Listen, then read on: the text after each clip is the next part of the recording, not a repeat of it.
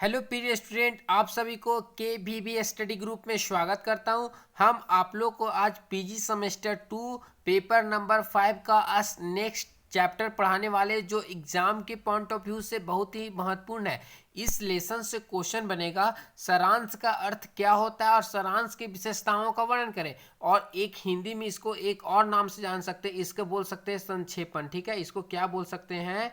तो इसको बोल सकते हैं संक्षेपण। ठीक है, इसको संक्षेपण भी बोलते हैं और सारांश भी बोलते हैं। ठीक है प्यारे स्टूडेंट, या इंग्लिश में आप लोग को देख लीजिएगा तो इंग्लिश में इसका एक सरल शब्द में देख लीजिएगा, एब्स्ट्रैक्ट, राइटिंग एब्स्ट्रैक्ट। ठीक है, जहां देखिएगा राइटिंग एब्स्ट्रैक्ट वहां पे संक्षेपण या सारांश होगा। ठीक है, और काफी सरल शब्दों में और बताने का प्रयास करें ताकि आप लोगों को किसी प्रकार की जरूरत, ठीक है, आप लोग किसी प्रकार का मुसीबत का सामना नहीं करना पड़े। इसलिए हम जितना चाहते हैं कि सरल शब्दों में आप लोगों को बताने का प्रयास करें और काफ़ी सरल शब्दों में बताने का प्रयास करेंगे। ठीक है, हम आप लोग सेमेस्टर पीजी सेमेस्टर 2 है, पेपर नंबर 5 का क्वेश्चन ऑलरेडी दे चुके हैं कि आप लोग को एक्सटर्नल एग्जाम में कौन सा क्वेश्चन पूछेगा और किसका महत्वपूर्ण है। ठीक है, किस क्वेश्चन का महत्वपूर्ण है, क्योंकि उस क्वेश्चन की पूछने की संभावना बहुत ही ज़्यादा है। इसलिए हम आप लोग को क्वेश्चन पहले ही दे दिए थे।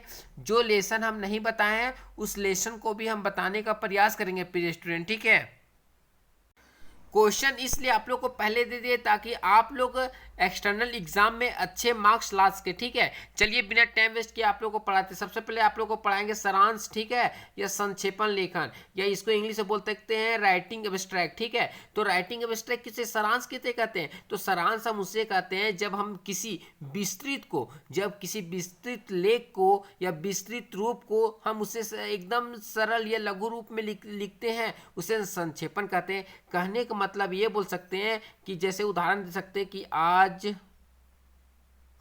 के प्रधानमंत्री अमेरिका गए। ठीक है, अमेरिका गए। ठीक है, ये हो गया एकदम विस्तृत, एकदम लंबे शब्दों में। और हम डायरेक्ट इसको संक्षेपण के तौर पर देखें तो इसमें बोल सकते हैं कि प्रधानमंत्री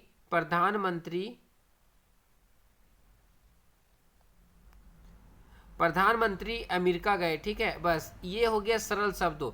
जो विस्तृत रूप है ना, जो विस्तृत रूप है उसको संक्षेप एकदम छोटे शब्दों में लिखना ही सारांश कहलाता है। एक और उदाहरण देते हैं, मान लीजिए आपको झारखंड से दिल्ली जाना है, तो आप बोल सकते हैं सबसे पहले हम झारखंड से जाएंगे, फिर उड़ीसा जाएंगे, फिर हम इलाहाबाद जाएंगे, उसके बाद दिल्ली जाएंगे। लेकिन उसको संक्षेप में बोले तो हम यहाँ से झारखंड से निकलेंगे और दिल्ली में जाके रुकेंगे। ये हो गया सरल शब्दों में। ठीक है, क्या, मान लीजिए कि यहाँ से, मान लीजिए आप झारखंड से यहाँ से निकले हैं,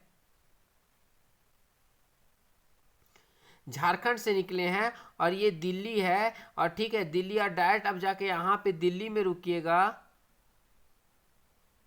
दिल्ली में रुकेगा। तो इस सरल शब्दों में हम डायरेक्ट दिल्ली में रुक रहे हैं। ठीक है, इसी को संक्षेपण कहते हैं। जो जो विस्तृत रूप है उसको छोटे छोटे रूप में प्रस्तुत करना ही संक्षेपण कहता है। ठीक है, क्या बोला गया देखिए, संक्षेपण लेखन की वह प्रक्रिया जो विस्तृत को संक्षिप्त रूप में प्रस्तुत करे उसे संक्षेपण कहते हैं। जो विस्तृत चीज है उसे हम एकदम विस्तृत चीज को संक्षिप्त रूप में प्रस्तुत करने उसे संक्षेपण। जैसे आप उत्तर लिखते होंगे ना, उत्तर लिखने के साथ जो आपका उत्तर आता है उसके निष्कर्ष के तौर पे आप लिखते हैं ना, छोटा से उसका समरी क्या होगा, उसी बात को यहाँ बताया गया है। संक्षेपण लेखन वह प्रक्रिया है जो विस्तृत को संक्षिप्त रूप में प्रस्तुत करते उसे संक्षेपण कहते हैं। और सरल शब्दों में बोल सकते हैं विस्तार के मूल्य तत्वों को कम से कम शब्दों में लिखा जाए वह संक्षेपण कहते हैं। जो विस्तार तत्व है उनको कम से कम शब्दों में लिखा जाए उसे संक्षेपण कहते हैं। ठीक, क्या बोला गया, जो विस्तार चीज होता है उसको कम से कम शब्दों में लिखा जाए उसे संक्षेपण कहते हैं। ठीक है, बोल सकते हैं संक्षेपण का वाक्य स्पष्ट होना चाहिए। जब हम संक्षेपण लिखते हैं तो उसका वाक्य है वो स्पष्ट होना चाहिए। संक्षेपण का शब्द द्विअर्थक नहीं होना चाहिए। कहने का मतलब ये प्रिय स्टूडेंट, जो हम संक्षेपण लिखेंगे, जो शब्द का हम प्रयोग करेंगे द्विअर्थक नहीं होना चाहिए। ऐसा होना चाहिए जिसका अर्थ एक निकले और काफी सरल शब्दों में लिखा जाना चाहिए प्रिय स्टूडेंट। ठीक है, उसके बाद नेक्स्ट हम बोलेंगे उसके बाद नेक्स्ट है कि संक्षेपण लिखने के लिए शब्द का भंडार होना चाहिए। देखिए ये भी बिल्कुल सही बात है। जब हम किसी चीज को लिख रहे होते हैं, लेख को लिख रहे होते हैं, तो उसे लिखने के लिए हमारे मन में उस लेख के संबंध में हमें शब्द का भंडार होना चाहिए, तब हम एक अच्छे संक्षेपण हम प्रस्तुत कर सकते हैं, एक अच्छे संक्षेपण हम लिख सकते हैं। इसलिए शब्द का भंडार भी होना चाहिए। भाषा का लेखन लगातार होना चाहिए, और जो भाषा लिख रहे उसका लेखन लगातार होना चाहिए, और सरल भाषा का उपयोग किया जाना चाहिए। ठीक है। संक्षेपण देखिए फिर बोल सकते हैं एकदम और सरल शब्दों में, संक्षेपण का अंतिम वाक्य पूरे विस्तृत की आत्मा होती है। कहने का मतलब ये कि संक्षेपण का अंतिम वाक्य जो होता है वो विस्तृत की आत्मा होती है। कहने का तात्पर्य कि जो हम पूरे जीवन में किए, पूरे जीवन में जो काम किए, अगर हम एक बार में उसे हम प्रस्तुत कर दें कि हम ये काम जीवन में किए, तो उसे हम विस्तृत आत्मा भी कहते हैं। और एकदम सरल शब्दों में आप लोग को समझाने का प्रयास करें। एक सारांश स्वयं नियंत्रित संक्षिप्त शक्तिशाली घोषणा है।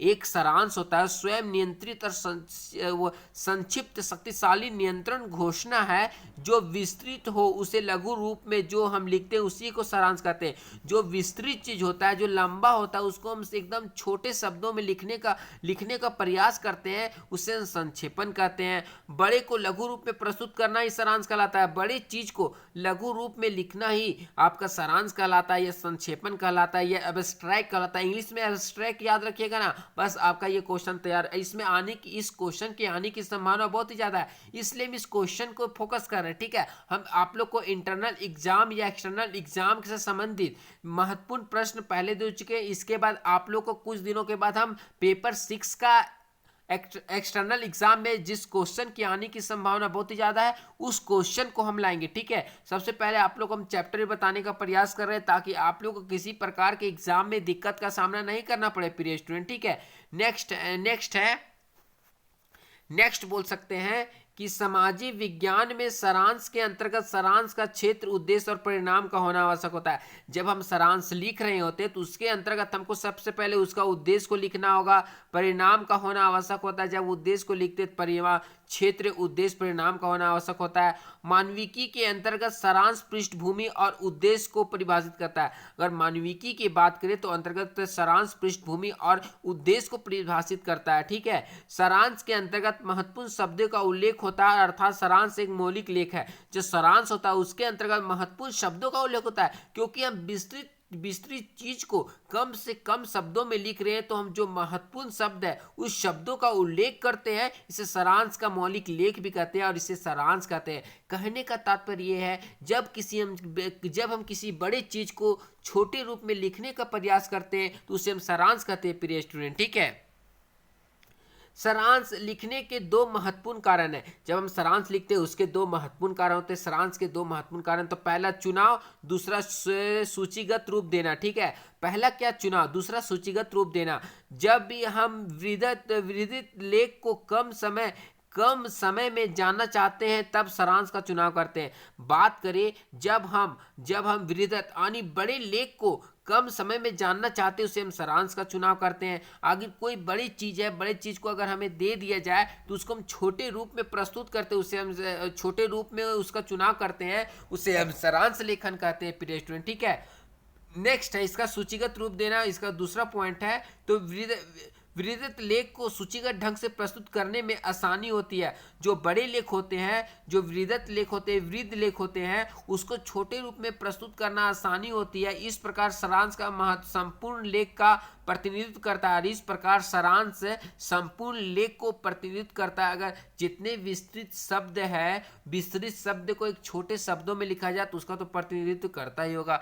इतना हो गया, इतना महत्व बता दी। अगर वो भी नहीं समझ में आएगा तो उसके और सरल तरीके से आप लोग को समझाने का, और सरल तरीके से हम लिख कर लाएं ताकि आप लोग को समझ में आ जाए। ठीक है। ताकि एग्जाम में ना आप लोगों को किसी प्रकार का दिक्कत का सामना नहीं करना पड़े प्रिय स्टूडेंट। ठीक है। अगर हमारे बताने का तरीका अच्छा लग रहा होगा तो KVB स्टडी ग्रुप को जरूर सब्सक्राइब, लाइक, शेयर कर दे, अपने दोस्तों तक पहुंचा दे, ताकि वो भी पढ़ के अच्छे मार्क्स ला सके एक्सटर्नल एग्जाम में। क्योंकि PG का गेस्ट पेपर कहीं नहीं निकलता। ठीक है। आप लोग को खुद से पढ़ना होगा। हम आप लोग के लिए दिन रात मेहनत करते, सिर्फ आप हमें सब्सक्राइब कर दीजिए, लाइक कर दीजिए, अपने दोस्तों तक पहुंचा दीजिए। ठीक है प्रिय स्टूडेंट। सिर्फ आप वीडियो को सिर्फ आप देख देखते नहीं, सिर्फ हमारे बातों को सुनिए हम क्या बोल रहे हैं। आप लोग हमारे बातें को सुनने के बाद आप लोग को समझ में आ गया संक्षेपण क्या होता है, संक्षेपण का विशेषता क्या होता है प्रिय स्टूडेंट। ठीक है, तो एक और सरल शब्दों में समझाने का प्रयास करते हैं। तो सारांश से तात्पर्य किसी शोध प्रबंध या सम्मेलन के लेखकों को बहुत बड़े से छोटे रूप में प्रस्तुत करने से है। सारांश पूरी शोध प्रबंध का एक आत्मा होता है। कहने का तात्पर्य यह है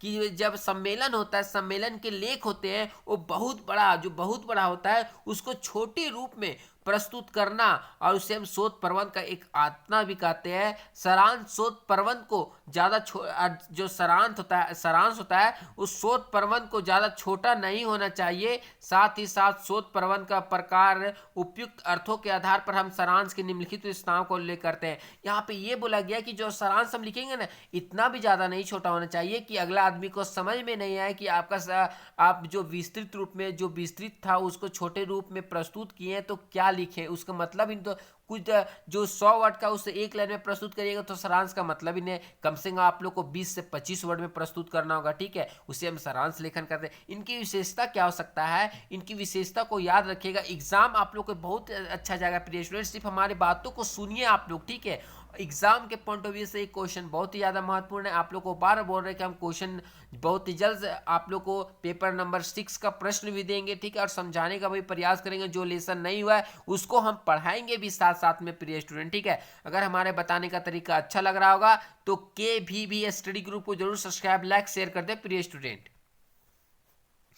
पहला पॉइंट होगा इसकी विशेषता, सारांश की विशेषता क्या। तो सारांश का विशेषता जो होगा, सारांश का विशेषता, तो पहला पॉइंट होगा सरल और वाक्य संक्षिप्त होना चाहिए। क्या, वाक्य का जब हम प्रयोग करेंगे, जिस शब्दों को लिखेंगे सरल होना चाहिए और संक्षिप्त होना चाहिए। विस्तृत रूप को, विस्तृत रूप जो बड़े लेख है उसको संक्षिप्त यानी छोटे रूप में प्रस्तुत करना, ये हो गया। दूसरा होगा वाक्य स्पष्ट होना चाहिए। जिस लेख हम सारांश लिख रहे हैं उस समय हमारे जो वाक्य होगा वो स्पष्ट होना चाहिए, ताकि आदमी को साफ साफ समझ में आए कि आप क्या लिख रहे हैं। शाब्दिक अर्थ पूर्ण होना चाहिए। कहने का मतलब है जिस शब्द का हम प्रयोग कर रहे हैं सारांश में उसका अर्थ स्पष्ट होना चाहिए। पूरे लेख का सारांश होना चाहिए, और पूरे लेख का सारांश होना चाहिए। ठीक है, जो विस्तृत लेख है ना उस पूरे विस्तृत लेख का सारांश होना चाहिए। सारांश गुणात्मक और मात्रात्मक दोनों होता है। ठीक है, क्या, दोनों होना चाहिए, मात्रात्मक और गुणात्मक दोनों होना चाहिए। पहला पॉइंट है फिर स्टूडेंट, सरल और वाक्य संक्षिप्त। ठीक है, सरल और वाक्य संक्षिप्त। शोध प्रबंध या सम्मेलन के सारांश, जब शोधार्थी लिख रहे होते हैं तो सारांश में लिखे गए शब्द बिल्कुल सरल एवं संक्षिप्त होना चाहिए, ताकि पाठक को सारांश की सारी बातें समझने में कोई कठिनाई, दिक्कत ना हो। कठिन एवं बड़े वाक्य प्राय पाठकों को कठिनाई में डाल सकती है, अतः अस्वीकार भी साबित कर सकती है। कहने का मतलब ये प्रिय स्टूडेंट, जब हम सारांश लिख रहे होते हैं तो शब्द बिल्कुल सरल होना चाहिए, आसान भाषा में होना चाहिए, संक्षिप्त होना चाहिए, ताकि जो पाठक है ना, जो देखने वाले शिक्षक है ना, उनको सारी बातें में आसानी से समझ में आ सके। जिस हम बातों का उल्लेख किए हैं उन बातों को पाठक को आसानी से समझ में आ जाना चाहिए, और किसी प्रकार का कोई कठिनाई नहीं होना चाहिए। और ठीक है, प्राय पाठकों को कठिनाई में डाल सकती है। अगर हम वाक्य सरल नहीं रहेगा, भाषा का हम हार्ड भाषा का प्रयोग करेंगे, वाक्य संक्षिप्त नहीं रहेगा, हम बड़े बड़े लेखों का प्रयोग, बड़े बड़े शब्दों का प्रयोग करेंगे, तो उस समय आपको जो पाठक होंगे, जो सारांश देख रहे होंगे, उसको वे कठिनाई में डाल सकते हैं, तथा उसे जो होते हैं, जो पाठक होंगे, उसे अस्वीकार साबित कर सकते हैं प्रिय स्टूडेंट। ठीक है, नेक्स्ट पॉइंट है प्रिय स्टूडेंट। ठीक है, वाक्य स्पष्ट होना चाहिए। क्या, वाक्य है वो स्पष्ट होना चाहिए। जब शोधार्थी अपने शोध प्रबंध का सारांश लिख रहे होते हैं तो शोधार्थी को इस बात का ख्याल रखना चाहिए कि सारांश में जो भी बात लिखे जा रहे हैं वह स्पष्ट हो, ताकि पाठकों को सारांश के सारी वाक्य समझ में आ सके। प्रायः अस्पष्टता अस्पष्ट वाक्य पाठक को सारांश मूल भाव समझने में कठिनाई हो सकती है। कहने का तात्पर्य ये है स्टूडेंट, जब हम सारांश लिख रहे होते हैं तो शोधार्थी को शोध प्रबंध का सारांश लिख रहे होते हैं, उसमें शोधार्थी को इस बात का ख्याल रखना चाहिए, इस बात को सोचना चाहिए कि सारांश में जो भी बात लिख रहे हैं वो वाक्य स्पष्ट हो। ठीक है, वाक्य को स्पष्ट पता चल सके कि हमारा इसका मतलब क्या होता है, और वाक्य स्पष्ट होना चाहिए ताकि ये शिक्षक, ठीक है, पाठक या शिक्षक सारांश के सारे वाक्य समझ में आ सके। ठीक है, आपके शब्दों से ही पता चल जाएगा कि आपने किस शब्दों का प्रयोग किया, उस शब्दों से ही पूरा आप लोग को उसमें व्यू पता चल जाएगा कि इसका मतलब क्या होता है, ताकि पाठक को आसानी से समझ में आ सके। प्रायः अस्पष्ट वाक्य पाठक को सारांश के मूल भाव समझने में कठिनाई हो सकती है। और कहने का मतलब है कि अगर आप कठिनाई का वाक्य स्पष्ट का प्रयोग नहीं करेंगे, कठिन शब्दों का प्रयोग करेंगे, ठीक है, तो जो मूल भाव है उस मूल भाव को समझने में पाठक को काफी कठिनाई आ सकती है प्रिय स्टूडेंट। ठीक है, नेक्स्ट है शाब्दिक अर्थपूर्ण होना चाहिए। कहने का मतलब है शोधार्थी द्वारा लिखे गए सारांश के शब्द अर्थपूर्ण होना चाहिए, ताकि पाठक को सारांश के मूल भाव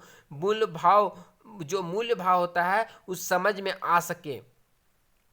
कहने का मतलब ये कि जो शोधार्थी होते हैं, जो शोधकर्ता जब शोध प्रबंध लिख रहे होते हैं तो सारांश में अर्थपूर्ण शब्द का प्रयोग किया जाना चाहिए, जिसका अर्थ निकलता हो। ऐसे शब्दों का प्रयोग नहीं किया जाना चाहिए जिसका अनेक अर्थ निकलता हो। उस समय पाठक को सारांश के मूल भाव को समझने में कठिनाई ला सकती है। अगर हम ऐसे शब्दों का प्रयोग करेंगे जिसका अनेक अर्थ निकलेगा तो जो पाठक होंगे उसके हम मूल भाव को नहीं समझा पाएंगे और उसे समझने में काफी दिक्कत होगा, वो अस्वीकार कर देंगे प्रिय स्टूडेंट। ठीक है, नेक्स्ट पॉइंट है पूरे लेख का सारांश होना चाहिए। कहने का मतलब है कि पूरे लेख का सारांश होना चाहिए।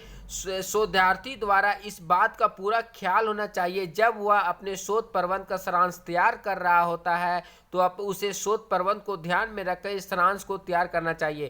कहने का तात्पर्य यह है जब शोधार्थी या जब शोधकर्ता होते हैं तो शोधकर्ता द्वारा इस बात को पूरा ख्याल रखना चाहिए कि जब वह शोध प्रबंध का सारांश तैयार कर रहा होता है तो अपने शोध प्रबंध को ध्यान में रखकर इस सारांश को तैयार करना चाहिए। शोधार्थी अपने शोध प्रबंध में उसी का एक सारांश या सार संक्षेपण होना चाहिए। ठीक है, और उसी का सार संक्षेपण होना चाहिए ताकि इसी सारांश को पढ़कर शोधार्थी द्वारा लिखे गए शोध प्रबंध को पाठक समझ सके।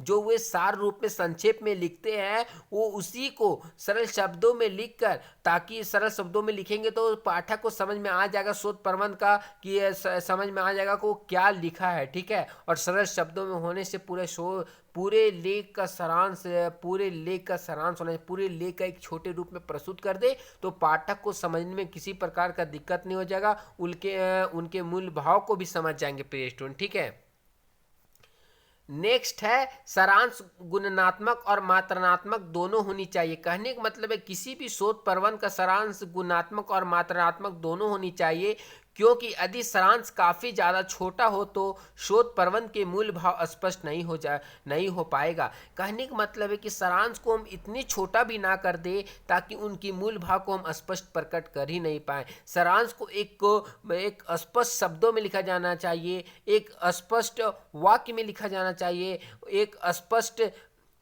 अंक में लिखा जाना चाहिए, ताकि उसके मूल भाव होते हैं वो स्पष्ट पता चल पाए। साथ ही साथ सारांश गुणात्मक हो, अर्थात शोध प्रबंध के मूल भाव होता है उसको पूरा ख्याल रखकर सारांश तैयार किया जाना चाहिए, जिसमें पाठक को सारांश को पढ़कर पूरे शोध प्रबंध को सार समझ सके और पाठक पूरे सारांश को पढ़कर उनके मूल भाव को समझ सके। उपयुक्त सभी बिंदुओं में विशेषताओं का उल्लेख किया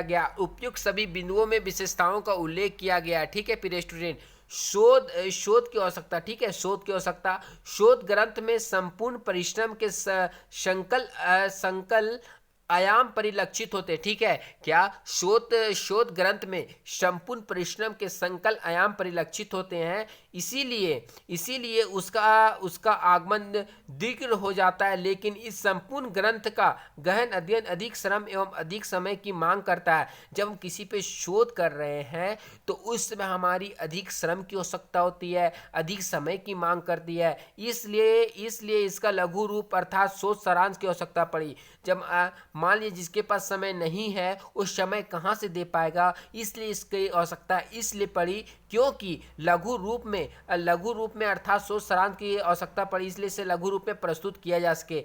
इससे यह सरल एवं बोधगम्य हो जाती है। इससे सरल एवं बोधगम्य हो जाती है। पाठक पूरे शोध प्रबंध को केवल शोध सारांश को पढ़कर ही समझ लेता है। पाठक पूरे शोध प्रबंध को उसके सारांश को पढ़कर ही समझ लेता है और समय एवं श्रम दोनों की बचत होती है। जब हम छोटे से शब्दों में लिखेंगे तो पाठक समझ जाएंगे, तो हमारे समय का भी बचत हुआ, हमारे समय के साथ साथ धन का भी बचत हुआ। ठीक है, और हमारा पढ़ाने का तरीका अच्छा लग रहा होगा तो के स्टडी ग्रुप को जरूर सब्सक्राइब, लाइक, शेयर करते प्रिय स्टूडेंट। ठीक है, शोध प्रबंध के सारांश के प्रमुख बिंदु। ठीक है, अगर पूछेगा कि शोध प्रबंध के सारांश के प्रमुख बिंदु क्या है, तो आप लोग को ये प्रमुख बिंदु को सबसे पहले जो सिनोप्सिस का जो स्टेज है ना, वो इसमें ठीक है सेम है। ठीक है, आपको याद करना, ये तो याद करना ही होगा। सबसे पहले प्रस्तावना होगा कि हम सारांश लिख रहे हैं तो उसमें क्या क्या होगा, नहीं होगा। उसके बाद समस्या का वर्णन कि हमारे शोध पर हमारे सारांश में क्या समस्या है। ठीक है,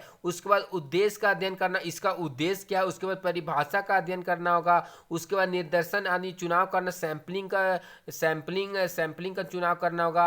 आंकड़ों का संग्रह एवं विश्लेषण करना होगा। उसके बाद निष्कर्ष करना, उसके बाद सुझाव देना होगा। ठीक है, इस तरह ये लेसन समाप्त हो गया। बहुत ही जल्द आप लोग को पेपर नंबर 6 का प्रश्न लेकर आएंगे जो एक्सटर्नल एग्जाम के पॉइंट ऑफ व्यू से या इंटरनल एग्जाम के पॉइंट ऑफ व्यू से बहुत ही ज़्यादा महत्वपूर्ण है प्रिय स्टूडेंट। उस लेसन को लाने का प्रयास करेंगे। ठीक है, और जो लेसन बचा हुआ सारे लेसन को हम आप लोग को बताएंगे। ठीक है, अगर हमारे पढ़ाने का तरीका अच्छा लग रहा होगा तो के भी स्टडी ग्रुप को जरूर सब्सक्राइब, लाइक, शेयर कर दे। जय हिंद, जय भारत।